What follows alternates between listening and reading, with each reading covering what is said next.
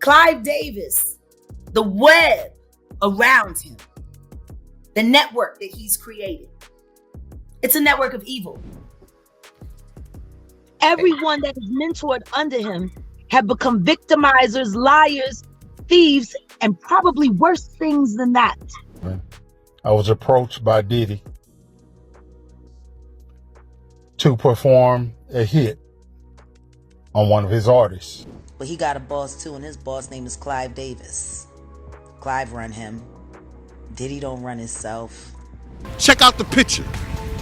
It seemed like everybody go to jail or end up dead but you. What sinister forces lie behind the deaths of some of the greatest music icons of our time? The tragic endings of Clive Davis' most successful recording artists have long baffled fans and critics alike, sparking speculation about what truly led to their early demises. Now, new details have confirmed what many speculated: Clive Davis' hands in Diddy's Celeb Murders and many others. The music industry has long been shrouded in mysteries and scandals, with many artists meeting untimely and tragic ends. Two such legendary singers, Janis Joplin and Whitney Houston, both died in hotel rooms in Los Angeles under suspicious circumstances. Joplin, the queen of rock and roll, died at the tender age of 27 from a heroin overdose compounded by alcohol use. While some conspiracy theorists speculate that her death may not have been entirely accidental, the official coroner's report lists it as a drug overdose. Whitney Houston, on the other hand, died in 2012 at the age of 47.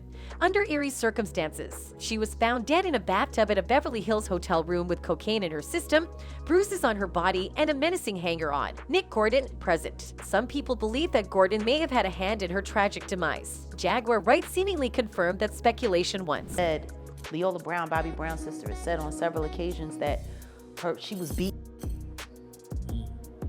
They saw her body. The court did hold him responsible for the death of Houston's daughter, Bobby Christina Brown, who died in a strikingly similar fashion 5 years later. Jaguar also said this about how Clive wanted to use Whitney. He needed her back. He needed her back, but he needed her back and under his control. Despite the rumors and conspiracy theories, the root cause of these artists' deaths may have been more insidious. Clive Davis, the founder of Arista Records, was responsible for signing both Janis Joplin and Whitney Houston, among others. Davis, a Harvard Law School graduate, was more focused on making hit records and raking in millions of dollars in profits than getting his artists the help they needed for their addictions. He knew about the problems that Joplin and Houston were struggling with, but chose to look the other way instead of getting them the full-time help they desperately needed.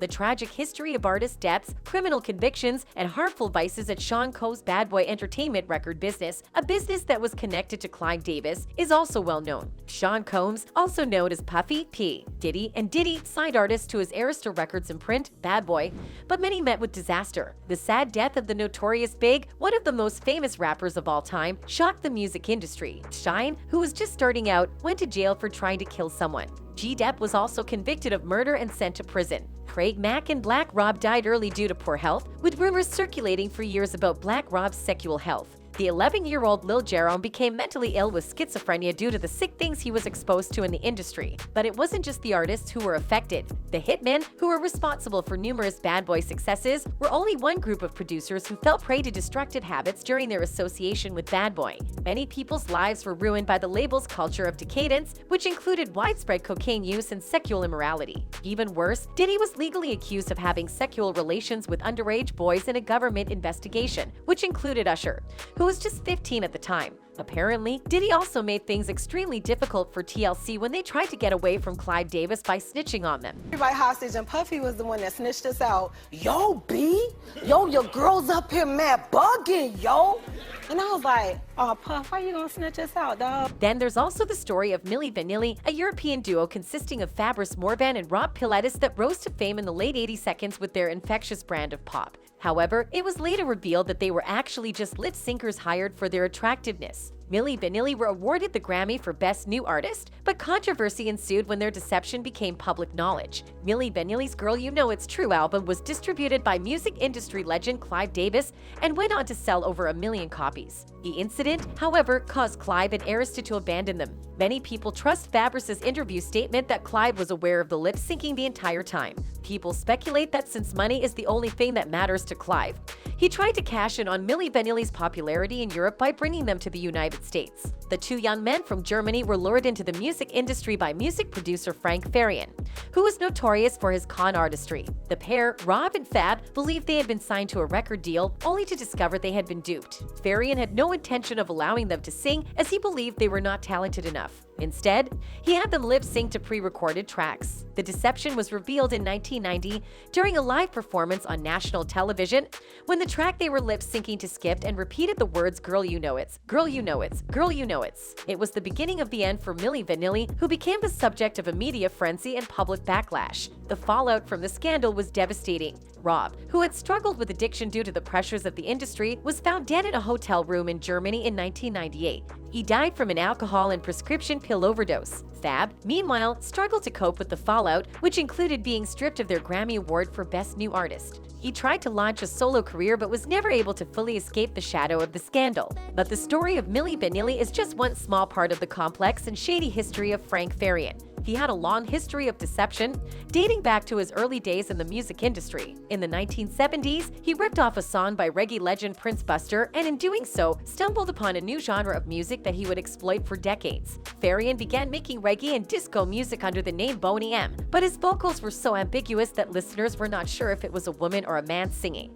He added 2 Jamaican women to the group who actually sang and were unaware of what was going on until it was too late. Boney M went on to sell a staggering 80 million albums worldwide, making Farian millions. According to reports, music producer Frank Farian lured Rob Pilatus and Fabrice Morvan, who went by the name Milli Vanilli, into a contract in the 1980s. The two aspiring singers were promised a signing fee of $4,000, which they used for basic needs and to improve their image as instructed by Farian. The name Milli Vanilli was suggested by Farian and based on his girlfriend's name and a popular song at the time. Farian had no intention of allowing Rob and Fab to sing on their debut album, as he believed their vocals were average. He hired session singers to sing on the track Girl, You Know It's True, without informing the duo. Farian also did not tell the session singers that their voices would be fronted by Rob and Fab. They were kept apart, and Farian had them sign non-disclosure agreements. The album with Rob and Fab's photo on the cover became a hit, but when they discovered the truth, they were angry and wanted out of their contract. Farian threatened them with legal action,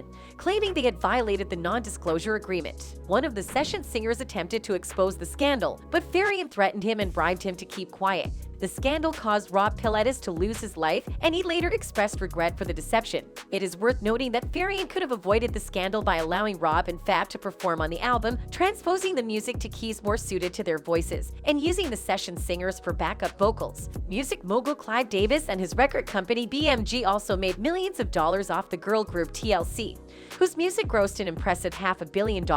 However, as an attorney, Davis structured their contracts poorly, resulting in TLC receiving very little money from their initial deal. Meanwhile, Davis and BMG profited immensely and escaped any blame for the situation.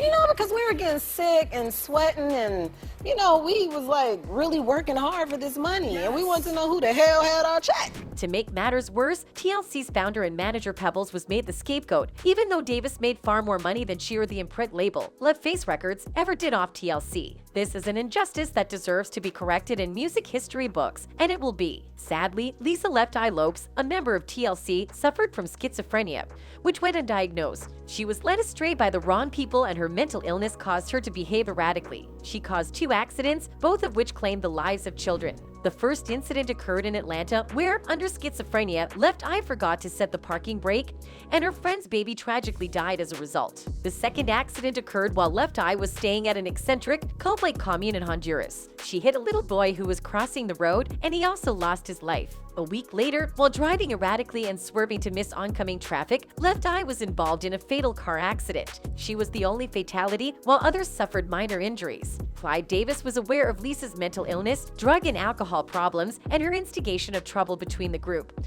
Pebbles and Layface. However, he prioritized profits over her well-being and ignored her issues. His decision was a tragedy that ultimately cost Lisa her life. Whether he is exposed for these actions or not on a large scale, only time will tell. That's all for today, folks. Thanks for watching.